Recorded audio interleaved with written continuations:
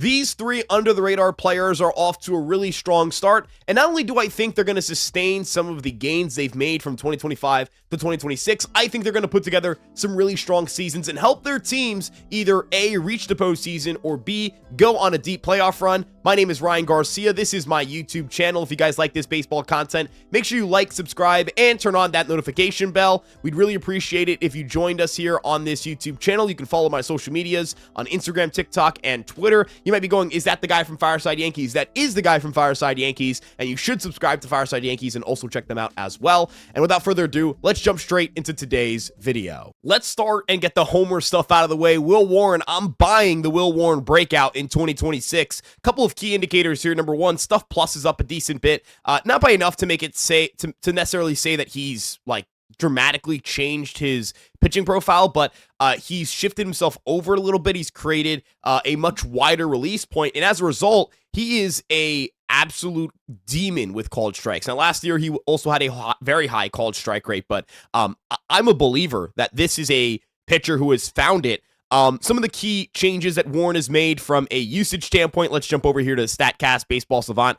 Let's take a look at his numbers against lefties. In 2025, does not use a sinker against lefties, which, okay, that makes sense, right? You usually see pitchers stay away from sinkers against opposite-handed hitters, but I think this was actually a mistake for Warren, and he's identified that as a mistake because he's upped the usage of that pitch. A little bit shocked to see the curveball and changeup usage dialed back. I actually would like to see those pitches used more than his sweeper against lefties. I don't think the sweeper he has is that effective to lefties. But the reason this sinker is so effective, and you'll see the numbers here, the fastballs have been really good for him this year.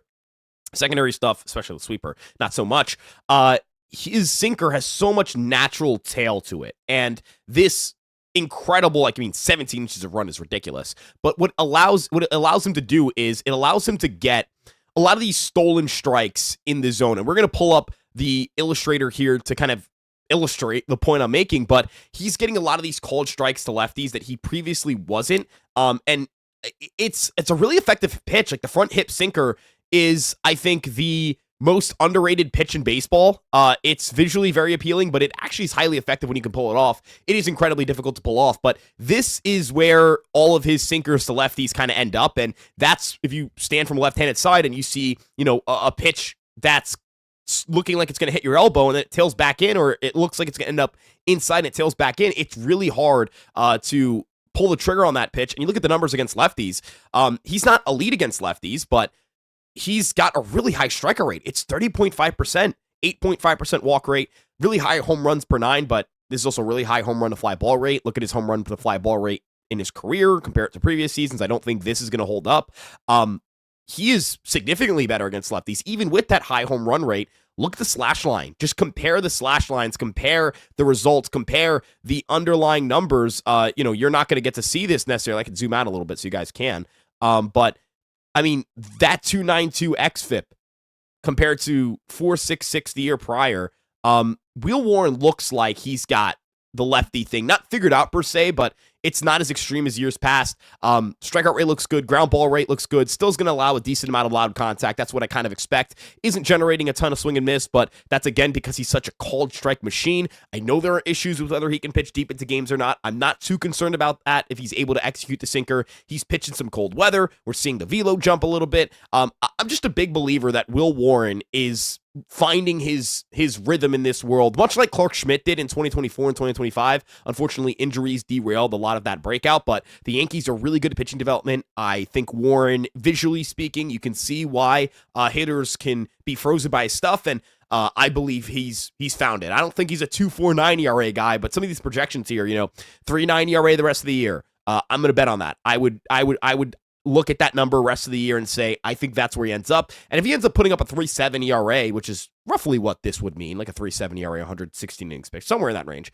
3.7 ERA and you get 140, 150 innings pitched out of Will Warren, that's a really big win for the Yankees. That is a 8th round pick who becomes a number 3 starter for you in terms of the value he provides. And of course, the Yankees, if healthy, will have more than 3 starters who should be above him on the depth chart. You've got Cole, Rodon, Fried, and of course Schlittler. But Will Warren, I know obviously all the attention is going to go to Fried because he's the ace. And when Cole comes back and Rodon comes back, and Schlittler's been so damn good, but Will Warren, man, he's just steady, man. He's steady. I really like what he's done so far, and I'm believing that this is a leap, and we should pay attention to him moving forward. I guess we're sticking with Yankees here because Randy Vasquez, no longer a Yankee, former Yankee, but I think he's figured something out this year, just coming off of a gem, 7-inning gem, 26% strikeout rate, 7% walk rate. Strikeout rate jumping is huge. Whiff rate jumping is huge.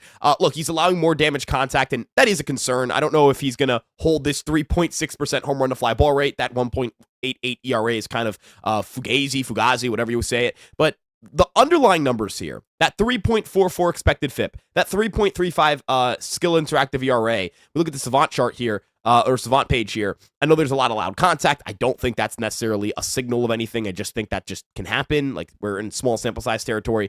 What I think is real here is the chase and the whiff. Compared it to last year, chase and whiff, yeah. That is a big, big difference. And some of the reasons for these big differences, number one, a velo jump, 93.5 on the four-seamer to 94.8. Let me just zoom out a little bit so you guys can see. 30% whiff rate on this four-seamer as a result of adding some more velo. You look at the movement of these pitches, adding a little bit more ride to that. He's a mix-it-up guy at its best. I mean, he's throwing 6 different pitches, at least 6% of the time, 7 different pitches, at least 5% of the time. Small sample, so 5% usage rate means 18 total pitches thrown, but still, he's just got so many weapons, and you look at how he mixes it up versus lefties and righties. He's a different pitcher against righties than he is against lefties. It's fastball, cutter, sinker, really a Triforce fastball guy, a couple sliders and sweepers in there, but against lefties, it's kitchen sink, changeups, curveballs, sinkers, cutters, four-seamers. So Randy Vasquez is such an interesting pitching prospect because when he was coming through the Yankee organization, he had that nasty breaking ball, tons of spin. You could visually see why his stuff graded out so well. I thought it was okay in his rookie year, but he's kind of become this ERA estimator destroyer. Like, he breaks ERA estimation models. Look at the career ERA FIP gap here, 4.08 ERA, 4.81 FIP, 5.25 expected FIP. Just an absolute anomaly of a pitcher in that regard. And this is a pretty big sample size of just a guy overperforming his ERA. Like, we're talking well over 200 innings pitched, but 2025 just looks like the most stable version of Randy Vasquez that we have seen. And I'm buying the breakout. I'm sipping the Kool-Aid. I think the Padres, I was going to say Ruben Niebla. I think I kind of meshed all my words together. Ruben Niebla, incredible pitching coach. You've got a really, really, really strong scouting GM in AJ Preller, who is aggressive in trades, but man, he can scout. And you've got a pitcher in Randy Vasquez who is uber talented. Again, some of the left on base percentage and home run to fly ball numbers, these aren't going to hold. He's not going to have a 1.88 ERA, but again, a mid to high 3 ERA would be a breakout in my opinion, even though he did that last year, because the way he's going about it is significantly better. If these strikeout rates are, if he strikes out over 24% of batters faced and walks under 8% of batters faced, that's a breakout. That's a huge breakout for Randy Vasquez, who has kind of defied what we understand about modern pitching for the last couple of years by being an effective starting pitcher for the Padres while also having every underlying number indicate that this guy is not supposed to be good. So Randy Vasquez, I'm a believer, and shout out the Padres on the scouting and player development side. Final one here. I'm a little bit upset at Foolish Baseball for mentioning Otto Lopez in a recent video he did as what he thinks is the most underrated player in baseball, because it kind of sucks the life out of this portion of the video, because I've got some pretty crazy thoughts on Otto Lopez. Let's look at his 2025 season, because I don't think 2025 was a bad year for Otto Lopez, despite the fact that he was a below average hitter by a pretty considerable margin. I think it was it was an 86 WRC plus. Otto Lopez is awesome. In 2025, makes a ton of contact in zone, 81st percentile whiff rate, 90th percentile strikeout rate, has good bat to ball abilities, but also knows how to attack the ball at the right angles, good squared up rates, doesn't hit the ball particularly that hard, but everything indicated he should have been an above average hitter last year, and he still made just a plethora of offensive strides. He's hitting the ball significantly harder. His max EV has jumped to 112.8. He's hitting the ball so much harder now. Barrel rates are above average. Exit velocities are above average. Not sure he's going to hold all of the raw power gains. I think he's more of a 60 grade raw power guy than a 70, but I mean, so far he's shown off 70 grade raw power, or 65 grade raw power, sorry. If he's an above average power guy, he hasn't given back enough of the contact to make me think that it's a bad concession to make. He's a great athlete. He moves very well. Really good defensive shortstop, too.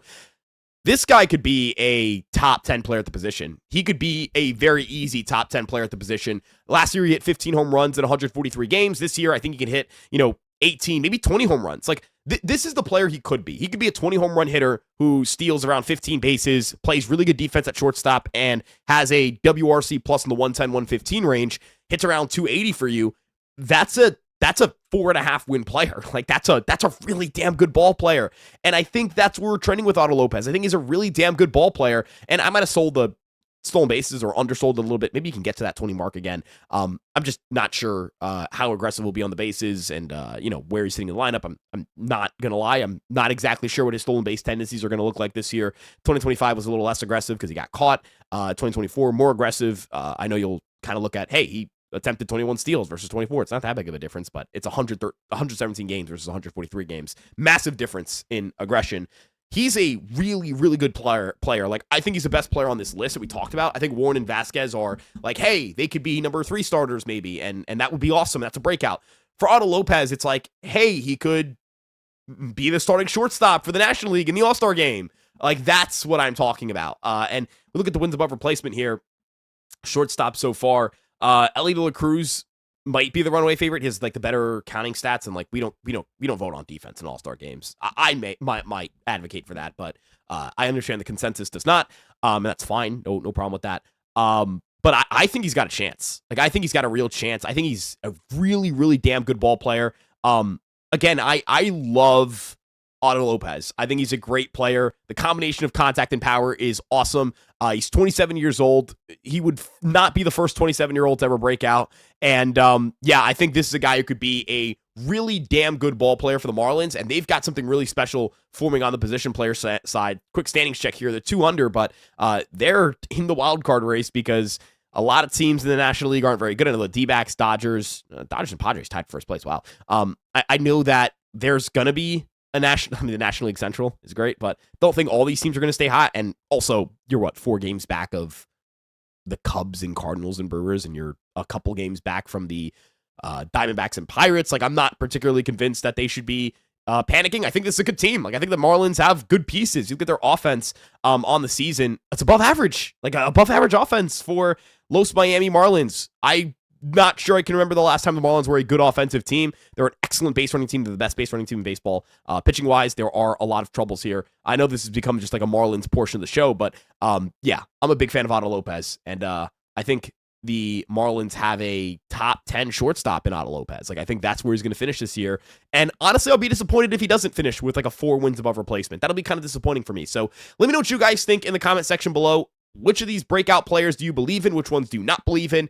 Do you think that there are other players who are going to have either greater breakouts from their starting positions relative to the ones I picked? Let me know again in the comments below. We'll see you guys in the next one. Peace out, everybody.